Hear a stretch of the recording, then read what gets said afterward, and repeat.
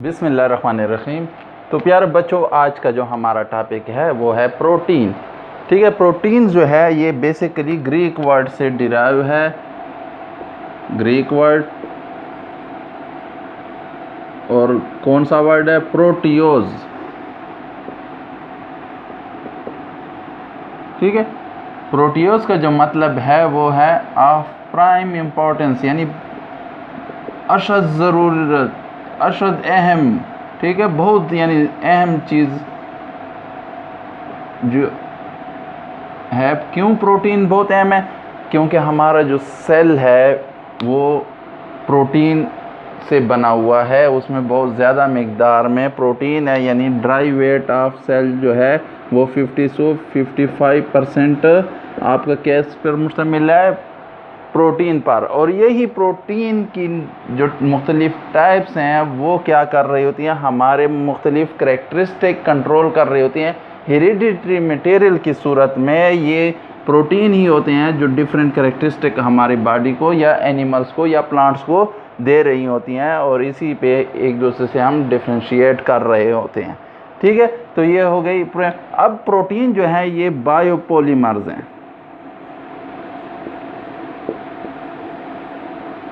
Biopolymers of complex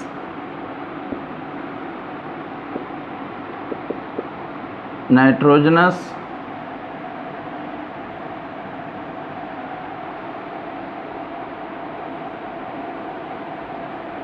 compounds, और इन nitrogens compounds को हम क्या कहते हैं? Amino acids.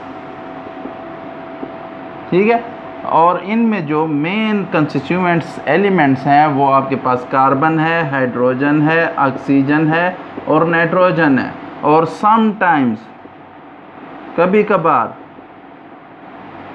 आपका सल्फ़र भी प्रेजेंट होता है। ठीक है, तो ये आपके मुख्तलिफ कंस्टिट्यूएंट्स हो गए, डेफिनेशन हो गई। अब ये अमीनो एसिड जो है ना,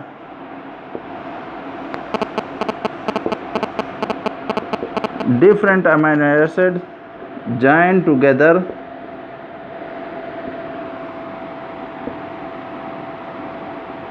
by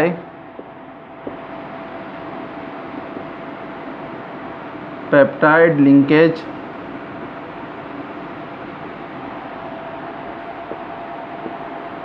to form high molecular weight compound, और इस कंपाउंड को हम क्या कहते हैं? प्रोटीन्स। ठीक है, यानी प्रोटीन बेसिकली क्या है? बायोपॉलीमर्स हैं, लार्ज मालिक्यूल है, मैक्रो मालिक्यूल है, किसके? नाइट्रोजन्स कंपाउंड्स के, या हम इनको अमीनो एसिड कहते हैं इन कंपाउंड्स को। और इन कंपाउंड में जो प्रोटीन में आपके मेन कंस्टिट्यूएंट्स एलिमेंट्स हैं वो क्या हैं? कार्बन है, हाइड्रोजन, ऑक्सीजन और नाइट्रोजन, और कभी कभार सल्फर भी प्रेजेंट होता है। ठीक है, फिर ये अमीनो एसिड जो है ना, ये प्रोटीन में join together by peptide linkage. इनमें पेप्टाइड लिंकेज होते हैं, उसको हम आगे डिटेल में पढ़ लेंगे साथ। ठीक है, तो पेप्टाइड लिंकेज से ये एक दूसरे से अटैच हो जाते हैं, जॉइंट हो जाते हैं, और आपको लार्ज मालिक्यूलर वेट कंपाउंड दे रहे हो, जिनको हम प्रोटीन कहते हैं। प्रोटीन का जो मालिक्यूलर वेट है वो बहुत ज़्यादा है।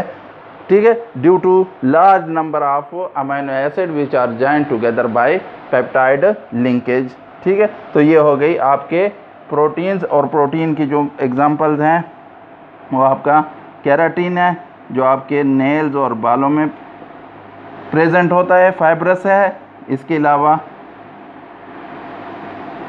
कोलेजन्स हैं, एल्ब्यूमिन है। ठीक है, हीमोग्लोबिन है। तो ये सारे आपके क्या हो गए? मुख्तलिफ टाइप्स ऑफ प्रोटीन्स हो गए।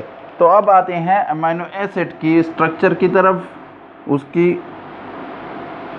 पेप्टाइड लिंकेज भी हम पढ़ लेंगे साथ साथ, उनके डिफरेंट टाइप्स ही पढ़ लेंगे कि उनके डिफरेंट टाइप्स ऑफ प्रोटीन जो प्रोड्यूस होते हैं हमारी बॉडी के अंदर, तो वो किस बेस पे डिफरेंट होते हैं एक दूसरे से, ठीक है। और प्रोटीन जो है ये तमाम एनिमल्स और प्लांट्स के सेल में प्रेजेंट होते हैं।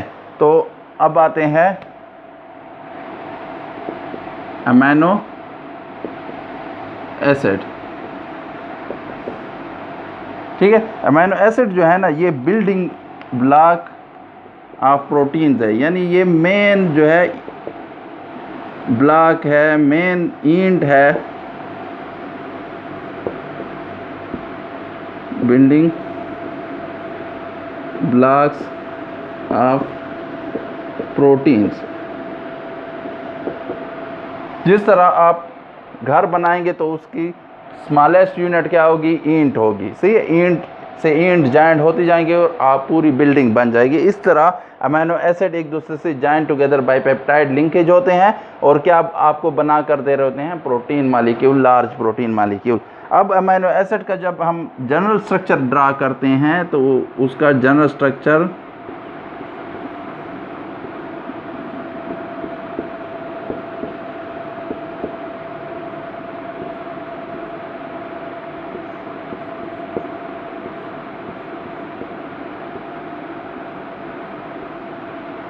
ये अमीनो एसिड का जनरल स्ट्रक्चर है। ये जो आपका है ये कार्बोक्सिलिक एसिड ग्रुप है,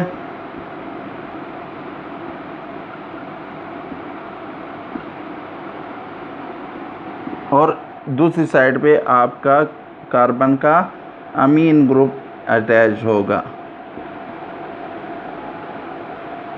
और जिस कार्बन के साथ ये दोनों अटैच हैं उसको हम अल्फा कार्बन कहते हैं, ठीक है। और फिर आपका एक हाइड्रोजन अटैच होगा उसी कार्बन के साथ, ठीक है, टेट्रावेलेंसी पूरी करनी है। और दूसरा जो है आपका आर ग्रुप, आर ग्रुप जो है ये क्या है, ये आपका अल्काइल ग्रुप है।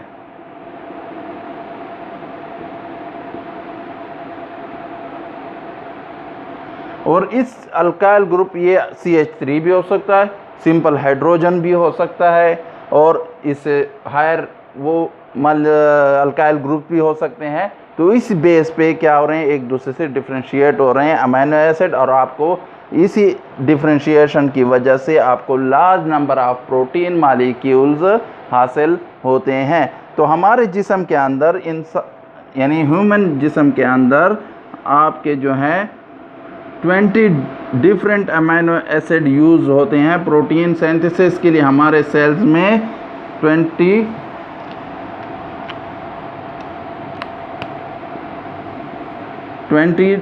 Types of amino acids are used किसके लिए, फॉर प्रोटीन सिंथेसिस के लिए।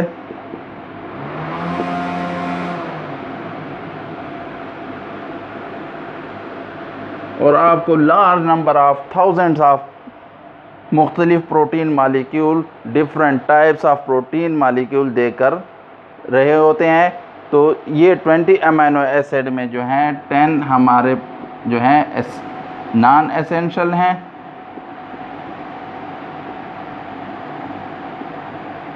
और जो 10 है वो एसेंशियल अमीनो एसिड्स हैं। अब एसेंशियल और नॉन एसेंशियल का क्या मतलब है यहाँ पर? एसेंशियल का ये मतलब है यानी ये आपके जो 10 है ये आपकी बॉडी खुद सिंथेसाइज नहीं कर सकती, ह्यूमन बॉडी खुद सिंथेसाइज नहीं कर सकती, ये हमें बाहर से फूड की सूरत में क्या होंगे, हासिल होंगे, और वो जब सेल में जाएंगे तो वहाँ पर ये यूज़ होंगे फॉर प्रोटीन सिंथेसिस। और जो ये 10 नॉन एसेंशियल है इनकी हमें आउटसोर्स से ज़रूरत नहीं है, ये हमारा जिस्म खुद भी बना सकता है। डिफरेंट जो है आपके एलिमेंट्स को वो करके बांड बनाकर उससे आपकी सिंथेसाइज कर सकती है बॉडी या सेल। तो इसलिए हम इनको 10 को नॉन एसेंशियल कहते हैं, और 10 जो है हमारे पास एसेंशियल अमीनो एसिड है जो हम गोश्त की सूरत में बाहर से हासिल करते हैं। जब आप गोश्त खाते हैं, मुख्तलिफ फूड्स प्रोडक्ट्स आप खाते हैं तो उसकी सूरत में हमारे बॉडी में ये आउटसाइड से आते हैं। अब ये जो है प्रोटीन सिंथेसिस में किस तरह जॉइन टुगेदर होते हैं, अगर मैं जनरल इनकी स्ट्रक्चर ड्रा करूं तो वहाँ पर मैं आपको पेप्टाइड लिंकेज बना कर दूंगा कि पेप्टाइड लिंकेज के थ्रू ये अटैच होते हैं। फॉर एग्जांपल यह आपका एक अमीनो एसिड हो गया, ये आर ग्रुप है कोई,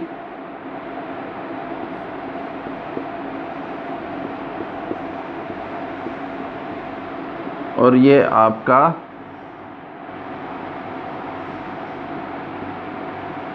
दूसरा अमीनो एसिड हो गया।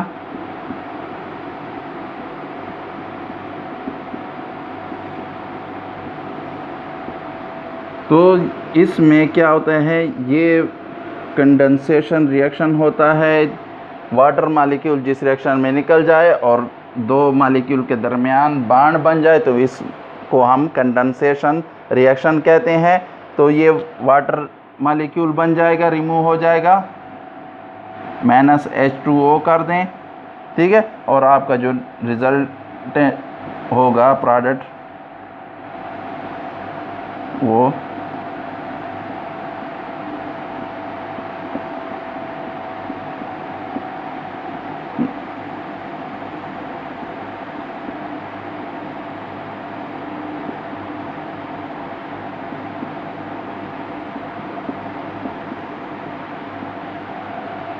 तो ये बॉन्ड जो bye condensation reaction between nitrogen और कार्बोनिल कार्बन के दरमियान बना है या कार्बोक्सिलिक एसिड वाले कार्बन के दरमियान बना है, तो इसको हम क्या कहते हैं, पेप्टाइडिक या पेप्टाइड बॉन्ड या पेप्टाइडिक लिंकेज कहते हैं, ठीक है। और ये जो है इस तरह एक दूसरे से आगे अटैच होते जाएंगे और आपको क्या देंगे, मैक्रो मॉलिक्यूल्स ऑफ प्रोटीन बना कर दे रहे होंगे। अब ये डिफरेंट आर ग्रुप डिफरेंट होते जाएंगे तो एक ही प्रोटीन में मुख्तलिफ अमीनो एसिड अटैच हो जाएंगे और वो क्या वो बन जाएगा, दूसरे अगर प्रोटीन है उसमें कहीं पर और मुख्तलिफ हो जाएंगे। तो जब सीक्वेंस इनकी अमीनो एसिड की चेंज होती जाएगी तो आपको डिफरेंट टाइप्स ऑफ प्रोटीन मिल रहे होंगे, ठीक है। और जो प्रोटीन मॉलिक्यूल बन जाएगा तो उसमें भी हमारे पास 3 टाइप्स ऑफ जो बॉन्ड बनते हैं, एक तो हो गया आपका पेप्टाइड बॉन्ड, ठीक है, ये तो अमीनो एसिड के दरमियान बनेगा ताकि प्रोटीन मॉलिक्यूल बने। और दूसरा जो हो गया आपका हाइड्रोजन बॉन्ड, हाइड्रोजन बॉन्ड भी इसमें बनेंगे। कहाँ पर बनेंगे, ये जो आपका ये हाइड्रोजन और ये नाइट्रोजन पे पार्शियल नेगेटिव, हाइड्रोजन पे पार्शियल पॉजिटिव इसमें आ जाएगा, क्योंकि नाइट्रोजन हमने पढ़े हैं हाइड्रोजन बॉन्डिंग में कि नाइट्रोजन, ऑक्सीजन और फ्लोरीन जो है उसके साथ अगर हाइड्रोजन अटैच्ड हैं तो उनके इलेक्ट्रोनेगेटिविटी डिफरेंस की वजह से एक पे पार्शियल नेगेटिव चार्ज आ जाएगा, एक पे पार्शियल पॉजिटिव, और उसकी वजह से वो हाइड्रोजन बॉन्डिंग बना कर दे रहे होंगे। तो ये हाइड्रोजन बॉन्डिंग बेसिकली इस पॉइंट पे या यहाँ पर आपके क्या बन रहे होते हैं, हाइड्रोजन बॉन्ड। और तीसरा जो है हमारे पास डाइसल्फाइड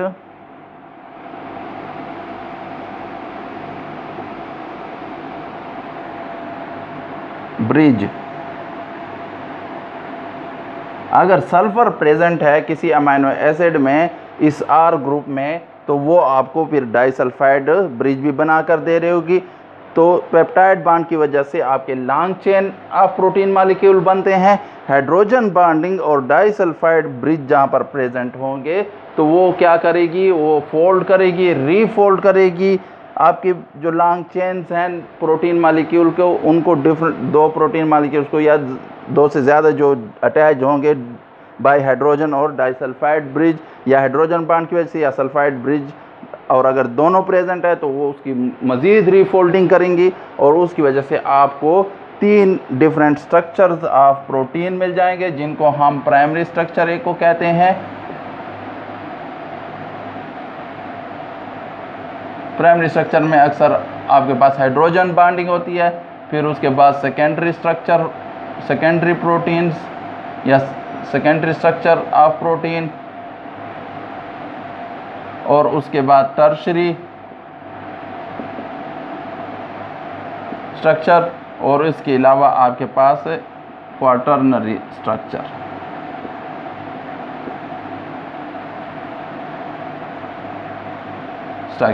ठीक है। प्राइमरी स्ट्रक्चर में जस्ट आपकी क्या होंगी, वो कॉइलिंग हो कहीं पर होगी या कहीं पर नहीं, और वन डायमेंशनल आपको स्ट्रक्चर बना कर देंगे। सेकेंडरी में क्या होगी, आपकी हाइड्रोजन बॉन्डिंग के साथ साथ हाइड्रोजन बॉन्ड की वजह से क्या हो जाएगी, फोल्डिंग हो जाएगी। तो सेकेंडरी टर्शरी में जो है डाइसल्फाइड ब्रिज भी साथ आ जाएगा, और डाइसल्फाइड ब्रिज की वजह से वो फोल्ड और रीफोल्ड होकर आपको एक रिजिड बाल की स्ट्रक्चर दे रही होगी।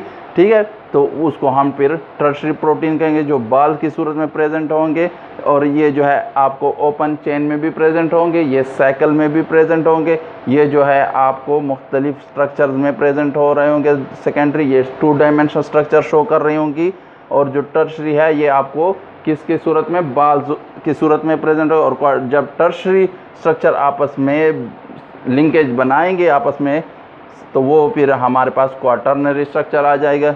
इसकी डिटेल में ज़्यादा नहीं जाते हैं, आपके लेवल से ये ऊपर के वो हैं। फिर आगे सिर्फ आप याद रखें कि प्राइमरी स्ट्रक्चर ऑफ प्रोटीन, फिर सेकेंडरी प्रोटीन भी हम कहते हैं, प्राइमरी प्रोटीन भी कहते हैं, और टर्शरी प्रोटीन और क्वाटरनरी प्रोटीन्स आपको किस वजह से बनाकर मिल रहे होती हैं, हाइड्रोजन बॉन्डिंग और डाइसल्फाइड बॉन्डिंग की वजह से प्रोटीन जो चेन्स होती हैं अमीनो एसिड की, वो फोल्ड और रीफोल्ड होकर आपको ये डिफरेंट स्ट्रक्चर बनाकर दे रही होती हैं। तो उसके अलावा जो हमारे एग्जांपल आ गया, उनमें फाइब्रस कुछ प्रोटीन्स हैं, जैसे आपका कैराटीन है जो बालों और नेल्स में प्रेजेंट होता है। उसके अलावा जो आपके दूसरे हो गए हीमोग्लोबिन, ठीक है, एंटीबॉडीज़ आपके प्रोटीन, जो एंटीबॉडीज़ हमें डिफेंस हमारा सिस्टम बनाती हैं बॉडी का टू द एक्सटर्नल, जो आपके जरासीम आएंगे उनके खिलाफ आपकी क़ुव्वत मुदाफ़त का काम करती हैं। तो ये हो गई क्या, प्रोटीन्स। इंशाल्लाह आगे लेक्चर में हम उनके यूजेस, सोर्सेज ऑफ प्रोटीन पढ़ेंगे। तो आप अगर वीडियो को देखने के बाद लाइक करें, शेयर करें वीडियो को अपने दोस्तों के साथ, और अगर चैनल को सब्सक्राइब नहीं किया हुआ तो चैनल को सब्सक्राइब कर लें। कोई क्वेश्चन हो तो आप कमेंट बॉक्स में पूछ सकते हैं। Thank you for watching the video.